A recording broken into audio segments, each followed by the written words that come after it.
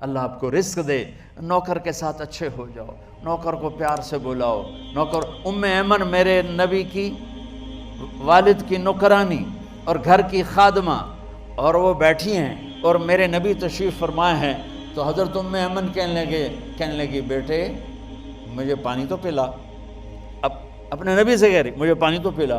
حضرت عائشہ گرم ہوگی، تو اللہ کا رسول کو کہتی ہے پانی پلا، تو ام ایمن کہنے لگی تو اور کیا، میں نے دودھ پلایا ہے، میں ماں ہوں اس کی، چاہے میں نوکرانی ہوں میں ماں ہوں۔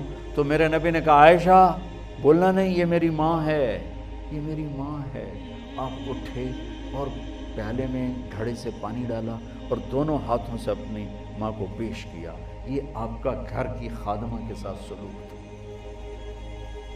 ہمارے خادم چھوٹی چھوٹی باتوں پہ، ہماری خادمات گھروں کی چھوٹی چھوٹی باتوں پہ ذلت اور پستی رسوائی دیکھتی ہیں۔ میرے گھروں کی تہذیب، میرے بازاروں کی تہذیب، بازار کا دین کیا ہے؟ کوئی تاجر جھوٹ نہ بولے، کوئی تاجر دھوکہ نہ دے، کوئی تاجر ملاوٹ نہ کرے، کوئی تاجر کھوٹ نہ کرے۔ گھر کا دین کیا ہے؟ محبت۔ گھر کا دین کیا ہے؟ محبت۔ گھر کا دین کیا ہے؟ محبت۔ میرے نبی نے فرمایا ہاں عائشہ سنا، مجھے جب سے پتہ چلا ہے تو جنت میں میری بیوی ہے، مجھے موت ہی اچھی لگنے لگ گئی۔ سبحان اللہ۔ حالانکہ آپ تو اللہ کو دیکھ چکے ہیں، اللہ کو دیکھنے کے بعد کہاں کسی چیز کی طلب رہتی ہے، لیکن آپ نے فرمایا کہ عائشہ دلداری کے لیے، ہمیں سکھانے کے لیے کہ جب سے مجھے پتہ چلا ہے تو جنت میں میری بیوی ہے، مجھے موت اچھی لگنے لگ گئی۔ ایسی خامند اپنی بیوی کو عزت دے، بیوی اپنے خامند کو عزت دے۔ میرے نبی نے فرمایا شریف آدمی اپنی بیوی کو عزت دیتا ہے اور کمینہ آدمی بیوی کو ذلیل کرتا ہے۔ میں کمینہ بن کے زندہ نہیں رہوں گا، میں عزت دار بن کے زندہ رہوں گا۔ یغلبن الکریم ویغلبہن اللئیم لأن اکون کریما مغلوبا احب علی من ان اکون لعیما غالبا۔ میرے نبی کا فرمان میں نے عربی پڑھ کے بھی سنا دیا، ترجمہ کر کے سنا رہا ہوں۔ آپ نے فرمایا کہ عزت دار شریف آدمی اپنی بیوی کو آگے رکھتا ہے، خود پیچھے رہتا ہے، اور کمینہ آدمی بیوی کو دبا کے رکھتا ہے، ذلیل کر کے رکھتا ہے۔ میں کمینہ بن کے زندگی نہیں گزاروں گا، میں عزت دار بن کے زندگی گزاروں گا۔ آپ نے 11 شادیاں کی ہمیں زندگی سمجھانے کے لیے، زندگی بتانے کے لیے۔ آپ نے دشمنوں کو معاف کر کے دکھایا، قاتلوں کو معاف کر کے دکھایا۔ یہاں سگا بھائی بھائی کو معاف کرنے کے لیے تیار نہیں۔ آپ سوئے ہوئے تھے، ایک بدو آیا، آپ ہی کی تلوار اٹھا کے یوں پسلی میں ماری، آپ اٹھ کے بیٹھ گئے، اس نے تلوار سیدھی کر لی، کون بچائے گا؟ تیار ہو جا۔ آپ نے مسکراتے ہوئے فرمایا اللہ، تو تلوار گر گئی اس کے ہاتھ سے۔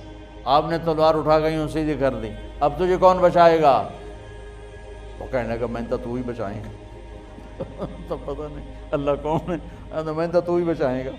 اب سنو بچوں بچیو، آپ نے فرمایا کلمہ پڑھتے ہو؟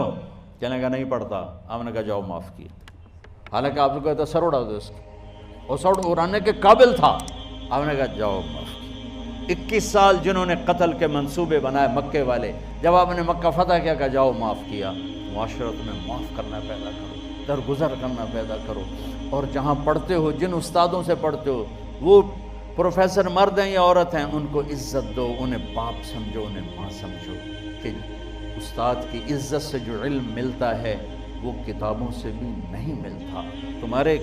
تم اپنے ٹیچر کو اس نظر سے نہ دیکھو کہ یہ کیا کرتا ہے، یہ دیکھو کہ تمہیں 2 حرف پڑھاتا ہے۔ مولا علی کا فرمان ہے کہ جو مجھے ایک حرف سکھا دے، لفظ نہیں حرف، جو مجھے ایک حرف سکھا دے میں اس کا غلام ہوں، جہاں چاہے بیچ دے۔ تو یہ تمہارے باپ بیٹھے ہیں، سارے ٹیچر تمہارے باپ ہیں، اور ٹیچرز تمہاری مائیں ہیں۔ ان کو ماں اور باپ والی عزت دو گے تو اللہ تم پہ علم کے خزانے کھول دے گا، علم کے دروازے کھول دے گا۔ تو نیت کرتے ہو سارے بچے؟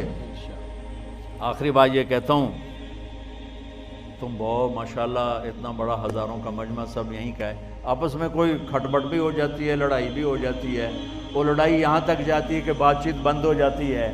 تو ایک چھوٹی سی آپ سب سے گزارش کرتا ہوں کہ یہاں سے اٹھ کر صلح کر لینا، صلح کر لینا، صلح کر لینا۔ لڑائی اللہ کو پسند نہیں، اور اگر خامند بیوی لڑے ہوئے ہوں تو ایک عجب حدیث سناتا ہوں۔ شیطان روزانہ اپنی کچہری لگاتا ہے، اور پھر وہ سارے شیطانوں سے کارگزاری لیتا، ہاں بھائی کیا کر کے آئے ہو؟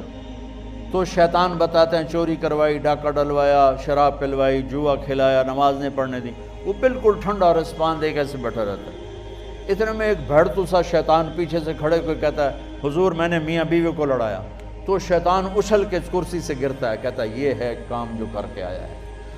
پھر اسے قریب بلا کے گلے لگا کر اس کو شاباش دیتا ہے، شاباش تو اصل کام کر کے آئے کہ تو میاں بیوی نے لڑایا، نسلیں برباد ہو جائیں گی۔ تو اگر میاں بیوی لڑ کے صلح کر لیں تو اللہ اتنا خوش ہوتا ہے ان کے پچھلے سارے گناہ معاف کر دیں۔ تو اگر آپ کسی سے لڑے ہوئے ہو صلح کر لیں، ایک نماز کی پابندی ہو، اور ایک یہ زبان، مجھے دیکھو، میری طرف سارے دیکھو، بچیاں بچے سب دیکھو، یہ دیکھو،